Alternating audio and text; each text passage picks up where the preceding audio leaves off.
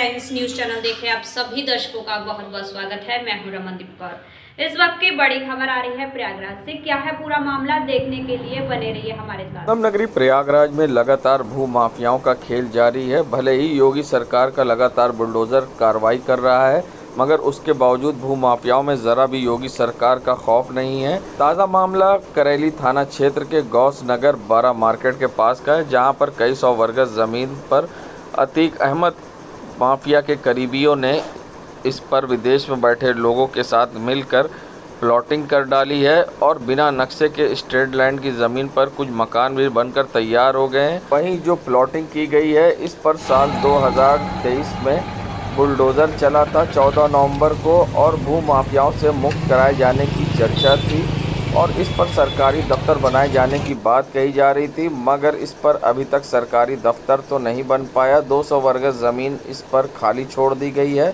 बाकी अन्य ज़मीन पर अवैध प्लॉटिंग कर दी गई है। और सबसे बड़ी बात है कि इस प्लॉटिंग जो की गई है अवैध, जिस पर कुछ प्लॉटिंग पर पीडीए के अधिकारी का नाम लिखा है।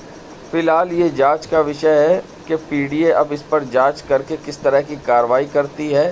सूत्रों के अनुसार विदेश में बैठे लोगों ने माफिया अतीक के गुर्गों के संग मिलकर इस पर प्लॉटिंग की है और इस पर अब किस तरह से पीडीए कार्रवाई करेगा, और ये जांच के बाद ही स्पष्ट होगा कि कौन लोग इसमें शामिल हैं और पुलिस उनको कब सलाखों के पीछे भेजती है, ये भी देखने वाली बात होगी। संगम नगरी प्रयागराज, जहां इलाहाबाद हाई कोर्ट में श्री कृष्ण जन्मभूमि शाही ईदगाह विवाद मामले में अधिवक्ता महेंद्र प्रताप सिंह ने एक वीडियो जारी किया है और उन्होंने वीडियो जारी करते हुए बताया है कि सिडनी, ऑस्ट्रेलिया और अन्य जगहों पर श्री कृष्ण जन्मभूमि का प्राण मंदिर बन सके, इसके लिए एक हवन करने जा रहे हैं। और ऐसे में इस हवन का क्या उद्देश्य है और उनका क्या कुछ कहना है, आइए दिखाते हैं। 30 तारीख को 4 बजे वैदिक हवन, जो हम लोग हर माह आखिरी रविवार को करते हैं, कृष्ण जन्मभूमि के लिए आंदोलन चल रहा है। जो हमारे महेंद्र प्रताप जी जो हैं, उसके लिए हमारा केस लड़ रहे हैं सुप्रीम कोर्ट में। तो हम सब मिल के उनका सहयोग करें ताकि राम जन्मभूमि की तरह कृष्ण जन्मभूमि भी जो है वो हम लोग को मिल जाए और हम लोग का सपना पूर्ण हो। प्रेमी कि जिस मंदिर को तोड़ के ईदगाह बनाया गया, अब वहाँ पर विराट मंदिर का निर्माण हो। इसी को लेकर के वहाँ 30 जून को एक विराट यज्ञ का आयोजन किया गया है, जिसमें सिडनी, ऑकलैंड, मेलबोर्न में ये विराट यज्ञ होने जा रहा है। और ये वैदिक ग्लोबल संस्था के द्वारा आयोजित किया गया है, जिसमें श्री राकेश रायजादा जी, आजाद शर्मा, आर.के. शर्मा की महत्वपूर्ण भूमिका है। और इसमें अन्य जो भी स्टेट्स हैं उनके लोगों को आमंत्रित किया गया है।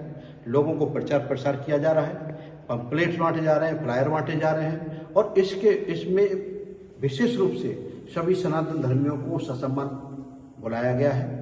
और सबका एकमात्र उद्देश्य है कि किस तरह से सनातन का मंदिर तोड़े गए, सनातन में हमारे पूर्वजों को किस तरह से परेशान किया गया, धर्मांतरण कराया गया, इस सब को विषय को सबके सामने रखा जाएगा। संगम नगरी प्रयागराज में 21 जून को जहां विश्व योग दिवस मनाया जाता है, उससे पहले नवजीवन तैराक क्लब की ओर से त्रिभुवन निषाद तैराक प्रशिक्षक के द्वारा जहां विश्व योग दिवस को लेकर पानी में योगा की तैयारी की गई है। साथ ही यहां पर बच्चों ने बढ़ चढ़कर हिस्सा लिया और पानी में योगा किया, और क्या कुछ कहना था इसके पीछे, आइए दिखाते हैं। हम यहाँ पर अंतर्राष्ट्रीय योग दिवस के उपलक्ष्य को देखते हुए योगा अभ्यास यहाँ पर किया जा रहा है। और योगा अभ्यास के 2 कारण हैं। एक तो अंतर्राष्ट्रीय योग दिवस के माध्यम से हम यह मैसेज देना चाहते हैं कि लोग करें योग और रहे निरोग। जब योग आप करते हैं तो आपका मन, स्वास्थ्य जहाँ एकाग्रचित रहते हैं आप, स्वास्थ्य बिल्कुल ठीक ठाक रहता है, आप हल्के रहते हैं। यहाँ तक कि आप इस तरीके से रहते हैं कि आप पूरे 1 वर्ष तक अगर पानी में योग 2 महीने करते हैं तो पूरे 1 वर्ष स्वस्थ रहेंगे और आपके अंदर, बॉडी के अंदर पानी की कमी बिल्कुल नहीं होगी। अच्छा, ये पानी में योग किया है, क्या इसके पीछे का खास मतलब है? ये हमारे पुराणों में भी लिखा हुआ है। आप ये देखिए, पुराणों के अंदर आप देखेंगे भगवान विष्णु क्षीर सागर में योग के माध्यम से ही रहते हैं। और आप द्वापर युग में आ जाइए तो योग के माध्यम से आपने देखा होगा दुर्योधन जिस समय युद्ध में हारने लगा तो वो जा करके सागर में छिप गया, तो योग के माध्यम से ही वहाँ पर था, लेकिन उसे ललकार करके बाहर निकाला गया कि मारने के लिए। तो योग से हम बहुत कुछ कर सकते हैं, अपने को सुरक्षित रख सकते हैं, अपने को जो है हल्का रख सकते हैं, एकाग्रचित कर सकते हैं। योग के माध्यम से हम अपने आप को आगे बढ़ा सकते हैं। पानी में योग करने से जो है शरीर एकदम तन मन एकदम फिट रहता है। हम लोग सूर्य नमस्कार, प्राणायाम और योगा ये सब हम लोगों ने किया है। क्यों किया गया है आज? शरीर फिट रहने के लिए सब करते हैं हम लोग। संगम नगरी प्रयागराज में जहां अब नगर निगम की बिल्डिंग में ही जहां नगर निगम सिटीज़न सेंटर बनाया गया है और उसके ऊपर के फ्लोर में स्मार्ट सिटी का ऑफिस है। बता दें जहां अब ये हाईटेक बिल्डिंग बनकर तैयार हो गई है और इसमें सबसे बड़ी बात है कि लोगों की सुविधाओं के लिए नगर निगम ने पहल की है। एक ही छत के नीचे उनकी सारी समस्या का समाधान होगा। जन्म प्रमाण पत्र हो या मृत्यु प्रमाण पत्र या जमा करना हो या फिर उनकी कोई शिकायत हो, वो सारी समाधान इसी बिल्डिंग के द्वारा होना है। यहाँ पर हाईटेक सीसीटीवी सेंटर बनाए गए हैं जिससे कि सभी गाड़ियों की नगर निगम की निगरानी होगी और किस तरह से इसमें कार्य किया जाएगा, क्या कुछ कहना है महापौर गणेश केसरवानी का इस पूरे मामले पर, आइए दिखाते हैं आपको।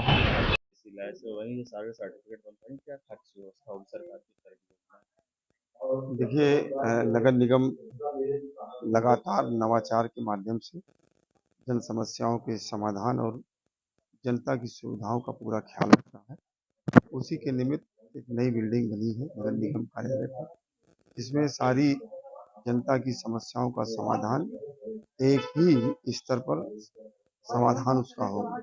वहीं पर शिकायत, वहीं से समाधान, और पूरा आज तकनीकी युग है। तकनीक के माध्यम से उन सारी चीज़ों को, समस्याओं का समाधान करने का प्रयास है।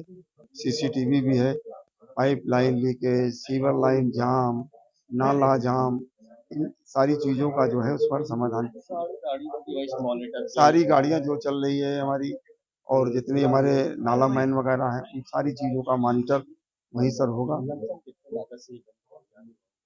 इसमें लगभग 10 करोड़ रुपए लगा हुआ है और इसमें और भी नवाचार के माध्यम से इसको इस तरीके से बनाया जाएगा कि नागरिक घर बैठे अपनी समस्याओं का समाधान। कांग्रेस नेता सांसद राहुल गांधी का जन्मदिन आज कांग्रेसियों ने मनाया और साथ ही एक दूसरे को मिठाई खिलाकर खुशी मनाई। बता दें पुराने शहर के एक गेस्ट हाउस में आज समरसता दिवस के रूप में राहुल गांधी का जन्मदिन मनाया गया, जिसमें कई कांग्रेसी नेता मुकुंद तिवारी, संजय तिवारी समेत कई लोग मौजूद रहे और साथ ही एक दूसरे को मिठाई खिलाते हुए यहां पर जश्न मनाया है और राहुल गांधी की दीर्घायु के लिए कामना की है।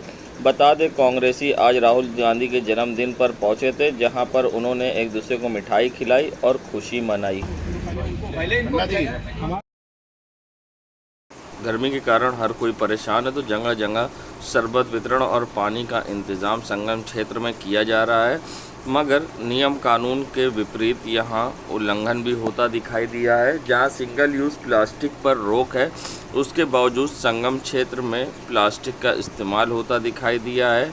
और सबसे बड़ी बात है, गंगा को जहां प्लास्टिक मुक्त करने की बात नमामि गंगे के तहत योजना चलाई जा रही, मगर संगम क्षेत्र पर आप देख सकते हैं प्लास्टिक के गिलासों का किस तरह से अंबार लगा हुआ है। भले ही नगर निगम की गाड़ियों ने यहां पहुंचकर सफाई की हो, मगर आम इंसान अपनी जिम्मेदारी भूलता जा रहा है, जिससे कि संगम क्षेत्र में गंदगी का अंबार लगा है और एक बार फिर से गंगा क्षेत्र में और संगम के आसपास प्लास्टिक का अंबार लगा है, जिससे कि गंगा प्रदूषित हो सकती है।